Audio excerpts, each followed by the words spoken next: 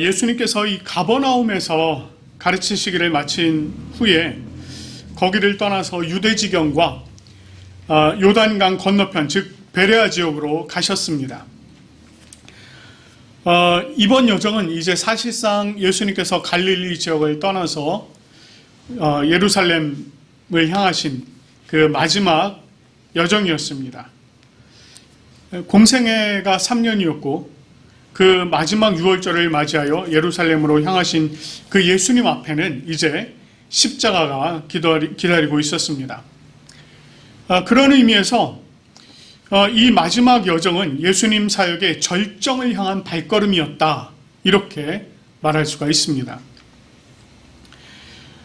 이런 예수님의 마지막 여정에도 무리들은 여전히 예수님께 모여들었고 또 예수님께서는 다시 전례대로 그들을 가르치셨습니다.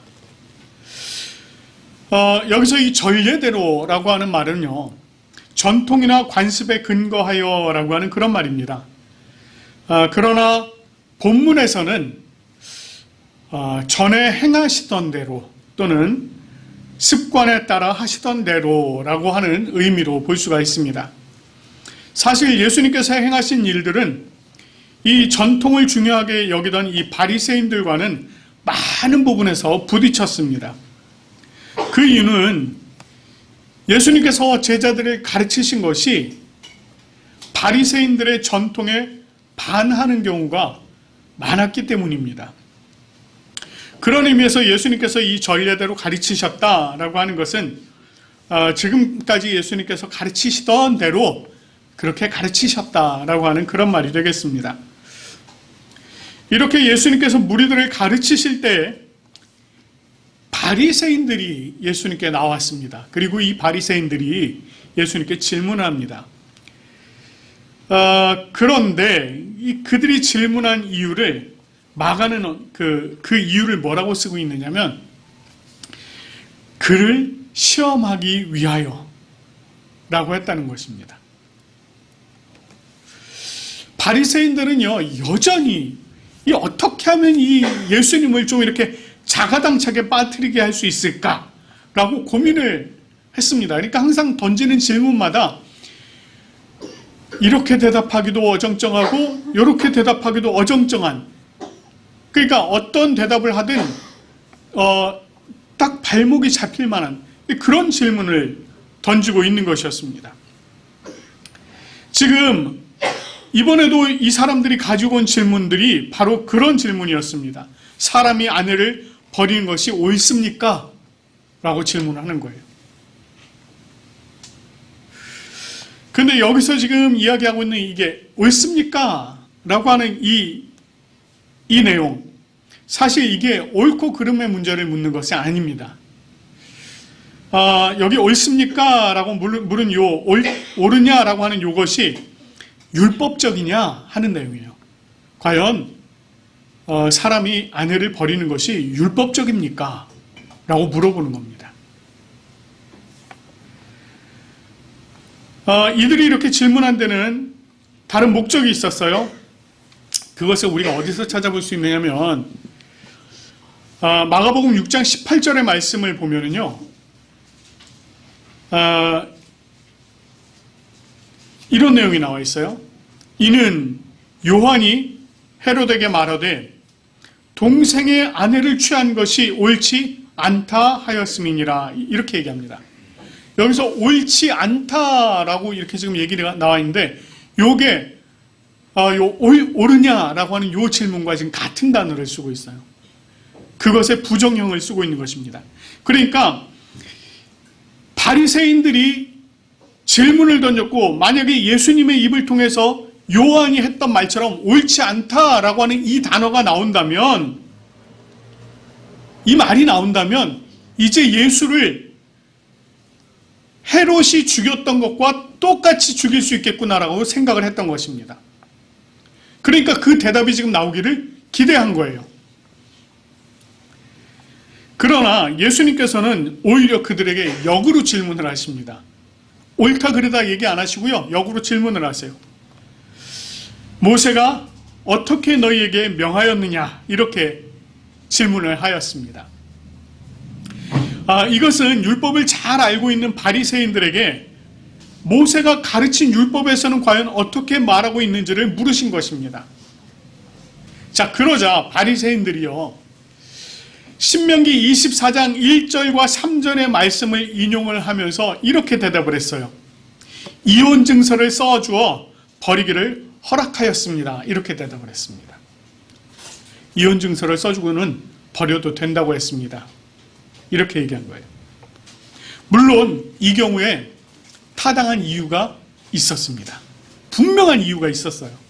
신명기 24장 1절 말씀을 보면 이렇게 얘기합니다. 사람이 아내를 맞이하여 데려온 후에 그에게 수치되는 일이 있음을 발견하고 그를 기뻐하지 아니하면 이혼 증서를 써서 그의 손에 주고 그를 자기 집에서 내보낼 것이요. 이렇게 말씀합니다.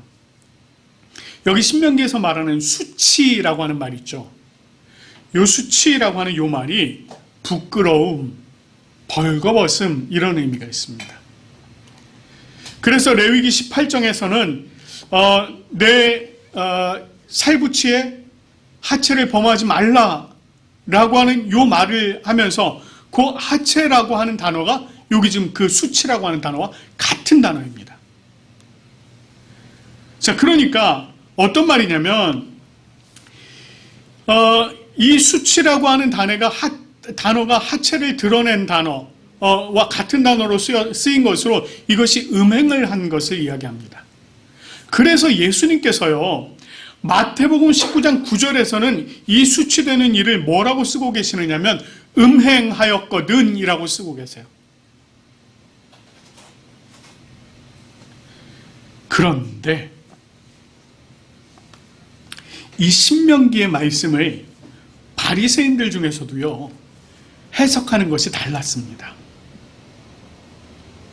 유대 랍비파 중에 하나인 샴마이 학파라고 있어요. 샴마이 학파. 이들은 이것을 딱 간음으로 해석을 했습니다. 그래서 여인이 간음을 하였거든 이렇게 해석을 했어요. 그런데 힐렐 학파는요, 이거를 폭을 엄청나게 넓혀놨습니다. 어떻게 해석을 했느냐면 남편을 기쁘게 하지 못하는 모든 이유 이렇게 해석을 했어요. 이거에 심지어 뭐까지 들어가는지 아세요? 우리식으로 하면 밥을 태워서 남편이 기뻐하지 않았을 때, 반찬이 짜서 남편이 기뻐하지 않았을 때, 이런 것까지를 다 포함하는 겁니다. 그러니까 그냥 코에 걸면 코걸이, 귀에 걸면 귀걸이 식으로 굉장히 폭을 넓혀놨습니다. 그런데 문제는 남자들이 함께 살던 아내를 버리고 새로운 여자를 맞아들일 목적으로요, 남편을 기쁘게 하지 못하는 이 사소한 이유까지 들먹이면서 트집을 잡아서 이혼 증서를 써주고 아내를 버렸다는 겁니다. 이게 문제였어요. 내가 지금 아내와 함께 살다가 마음에 드는 다른 여인이 생긴 겁니다. 그러면 그 여인을 얻기 위해서 지금 살고 있던 이 아내에 대해서 온갖 트집을 잡는 거예요.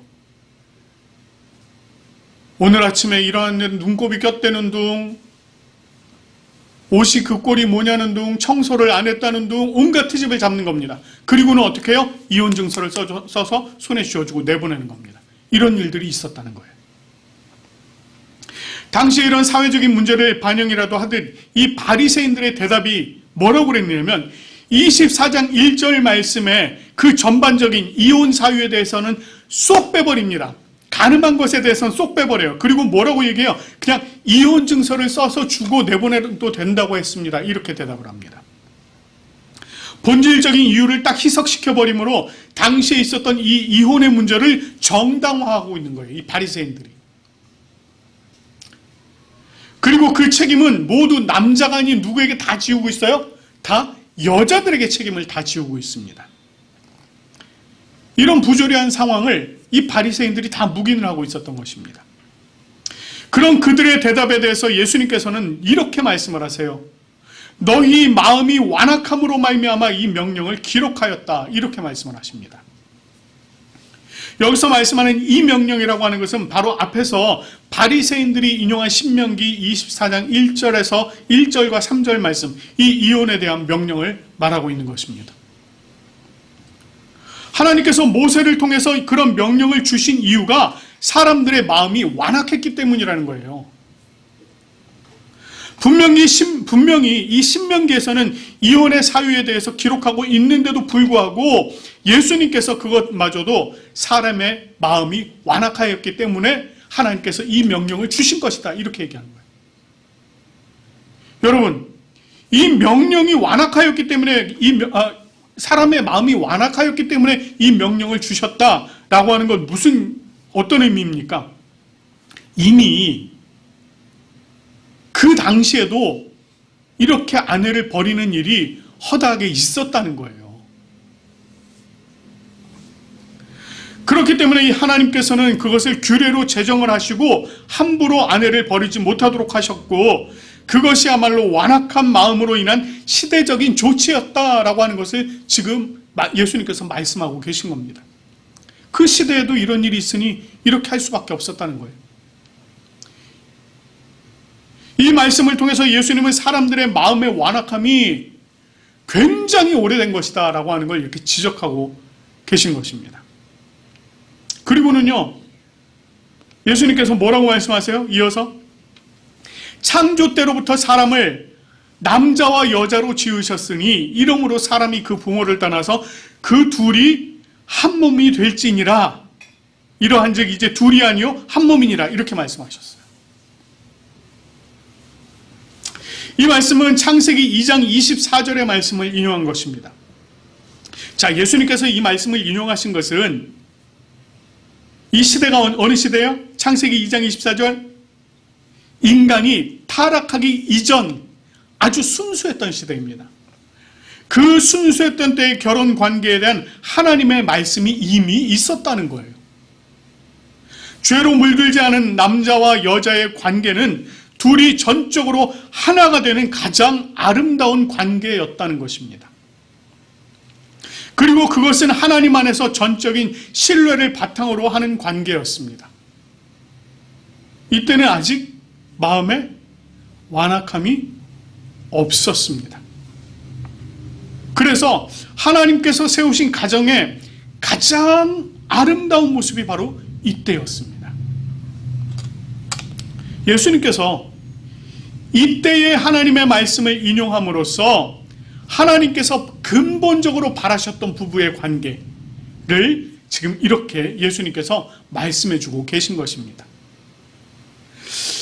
자, 그러나 인간의 타락으로 말미암아서 그들의 마음이 완악해졌고요, 하나님 안에서 가졌던 신뢰가 깨졌고요, 하나님께서 말씀하신 둘이 한 몸을 이루는 이 일마저 멀어져 버린 것입니다. 결국 사람들은 자신들의 눈에 보기 좋은 대로 아내를 취하였고 버리고를 반복했습니다. 하나님께서는 모세를 통해서 이혼에 대한 규례를 세우시기는 하셨지만 그것마저도 제대로 지켜지지 않고 있었다는 거예요. 아내를 함부로 버리면서도 그 책임을 여전히 누구에게 돌려요? 아내에게 여전히 돌리고 있는 그런 모습들 여전히 행해지고 있었다는 것입니다. 그래서 예수님께서는 이 하나님께서 바라셨던 이 부부 관계를 인용하시면서 하나님이 짝지어 주신 것을 사람이 나누지 못할지니라, 이렇게 말씀하신 것입니다. 집으로 돌아온 제자들은 이 일에 대해서 다시 여쭤봤어요. 그러자 예수님께서 11절 12절 말씀 이렇게 말씀하시죠. 누구든지 그 아내를 버리고 다른 데 장가드는 자는 본처에게 간음을 행하며 또 아내가 남편을 버리고 다른 데로 시집가면 간음을 행함이니라, 이렇게 말씀을 하십니다. 사실 이 말씀은 당시 시대적인 상황을 고려해 봤을 때요, 굉장히 파격적인 말씀입니다. 특히 11절 말씀이 그래요. 당시에요, 남편이 아내를 버리고 다른 데 장가든다고 해서 그것이 본처에게 간음을 행한 것으로 여겨지지 않았습니다. 아무런 문제가 되지 않았어요, 그게. 심지어 남자가 여인과 간음을 했을 때도 남자에 대해서 굉장히 관대했습니다. 그 책임을 다 누구에게 씌워요? 여자에게 씌웁니다. 그 대표적인 예가 요한복음 8장의 내용이에요. 예수님께서 성전에 들어오셨을 때에 서기관들과 바리새인들이요, 음행 중에 잡힌 여자를 끌고 와서 가운데 세우고 이 여자가 간음하다가 현장에서 잡혔습니다 라고 얘기합니다. 누구만 데려왔어요? 여자만 데려왔어요. 여자 혼자 간음했습니까? 남자는 안 잡아왔습니다. 이 정도로 간음에 대해서 남자에게는 관대하였지만 예수님께서는 그것이 아니다라고 얘기하시는 거예요. 아내를 버리고 다른 데 장가드는 자는 그 본처에게 간음을 행한 것이다. 이 간음에 대한 책임을 누구에게 묻고 있어요? 남자에게 묻고 있는 것입니다. 지금까지는 안 그랬던. 물론 아내가 남편을 버리고 다른 데로 시집가는 것도 같이 책임을 물으므로 그 책임이 남자, 여자 동일하다 이렇게 얘기하고 있는 것입니다. 자, 오늘 이 말씀,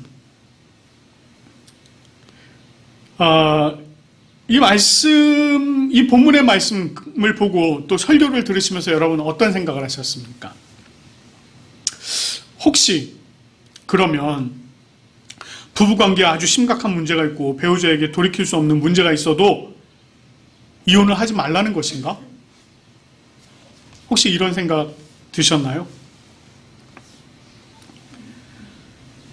물론 예수님께서는 하나님이 짝지어 주신 것을 사람이 나누지 못할 것이니라고 말씀을 하셨어요. 그 말씀에 집중을 한다면 이혼하지 말라는 것으로 생각이 될 것입니다. 그러나 예수님이 정말 말씀하시고자 했던 것이 바로 그것일까요? 예수님께서 말씀하신 이 오늘 본문의 내용은 단순히 이혼의 가능성에 대한 이야기가 아닙니다. 물론 비춰지기는 전반적으로 드러나기는 이혼에 관한 이야기처럼 드러나 있습니다. 그러나 이 말씀을 통해서 예수님께서 더 근본적인 문제점을 지금 다루고 계신 것입니다. 예수님께서는요, 이 바리새인들이 던진 질문을 통해서 간음의 문제를 말씀하셨어요. 아내와 남편을 버리는 일을 예수님께서는 간음의 문제로 접근하신 거예요. 그러나 그것보다 더 근본적인 문제는 그 간음의 문제를 일으키는 너희 마음이 완악하기 때문이라는 것입니다. 너희 마음이 완악하여 라고 하는 것이에요. 이렇게 마음이 완악하게 된 것은 바로 인간의 타락 때문이다 라고 하는 것입니다. 다시 말해서 가장 근본적인 죄악의 문제가 있고 그것이 사람들의 마음을 완악하게 하여서 간음의 문제를 일으키도록 했다라고 하는 것입니다. 실제로 성경에서 일어나고 있는 대부분의 죄는요, 성적인 죄악이 많습니다. 간음의 문제가 제일 많아요. 창세기 6장에서 사람이 땅 위에 번성하기 시작할 때에 그들에게서 딸들이 나니 하나님의 아들들이 사람의 딸들의 아름다움을 보고 자기들이 좋아하는 모든 여자를 아내로 삼았다. 이렇게 이야기하고 있습니다. 사람의 딸들의 아름다움을 봤다는 거예요. 그리고 자기들이 좋아하는 대로 했다는 것입니다. 뭘 얘기해요? 간음을 했다는 거예요. 간음의 죄악을 범했다는 것입니다. 이미 성적인 타락이 있었음을 말하는 것입니다. 아브라함 이후 소돔과 고모라가 그랬어요. 얼마나 심각했습니까? 그 성의 타락상이. 그 성을 빠져나온 롯이 또 그랬습니다. 이스라엘 백성들이요, 가나안에 들어가기 전에 하나님께서는 이방신을 섬기지 못하도록 말씀하셨습니다. 그 이방신의 문화가 모두 성적인 것과 아주 밀접한 관련이 있었기 때문입니다. 물론 하나님께서는 이방신을 함께 섬기는 이스라엘을 향해서 무엇했다고 얘기했습니까? 너희가 영적인 간음을 했다, 이렇게 말씀을 하셨어요. 이처럼 근본적인 죄악의 문제가 있었기 때문에 연이어서 간음의 문제가 따라오고, 그것을 예수님께서는 지금 지적해주고 계신 것입니다.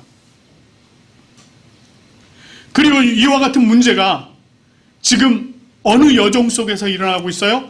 예수님께서 예루살렘으로 지금 나아가고 있는 이 여정 속에서 일어나고 있다는 것은, 이와 같은 죄악의 문제도 예수님께서 전부 다 짊어지고 십자가를 향하여 나아가고 계신다는 것을 지금 마가가 이야기하고 있는 것입니다.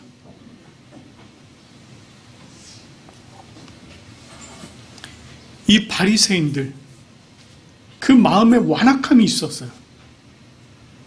그 완악함이 있었기 때문에 이런 질문을 서슴없이 예수님께 던진 것입니다.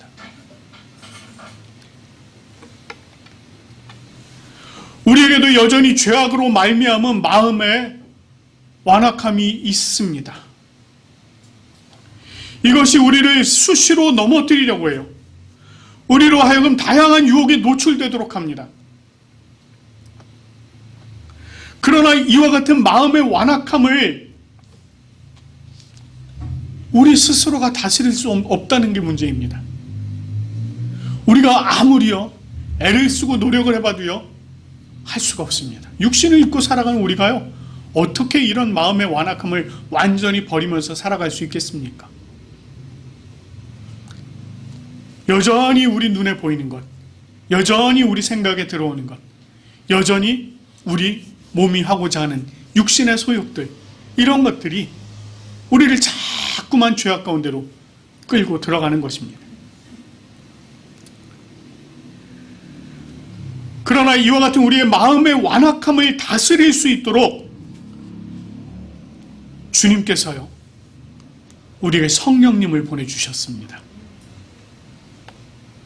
갈라디아서 5장 15절 말씀에 이렇게 말씀합니다. 너희는 성령을 따라 행하라. 그리하면 육체의 욕심을 이루지 아니하리라.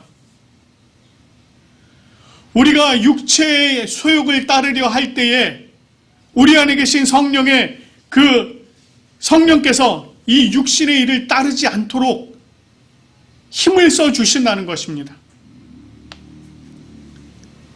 그리고 19절부터 22절까지 이렇게 말씀을 하세요. 육체의 일은 분명하니 곧 음행과 더러운 것과 호색과 우상 숭배와 주술과 원수 맺는 것과 분쟁과 시기와 분냄과 당짓는 것과 분열함과 이단과 투기와 술취함과 방탕함과 또 그와 같은 것들이라. 전에 너에게 경계한 것 같이 경계하노니 이런 일을 하는 자들은 하나님의 나라를 유업으로 받지 못할 것이요 오직 성령의 열매는 사랑과 희락과 화평과 오래 참음과 자비와 양성과 충성과 온유와 절제이니 이 같은 것을 금할 법이 없느니라. 우리 주님께서 우리에게 성령님을 보내주셨습니다. 성령 하나님께서 우리와 함께 하십니다. 우리 안에 내주하고 계세요. 그 성령 하나님께서 우리와 함께 계실 때에 비로소 우리가 육체의 소욕을 버릴 수 있습니다. 비로소 그럴 때에 이 성령의 능력으로 우리가 이 모든 육체의 소욕들을 이겨낼 수 있습니다. 성령의 능력으로 말미암아 우리가 우리 안에 있는 마음의 완악함을 버릴 수 있다는 것입니다. 우리 안에 계신 성령으로 말미암아 우리 안에 있는 마음의 완악함을 제하여 버리고 오직 성령의 열매로 정결하게 살아가는 저와 여러분들이 되어지길 간절히 축원합니다.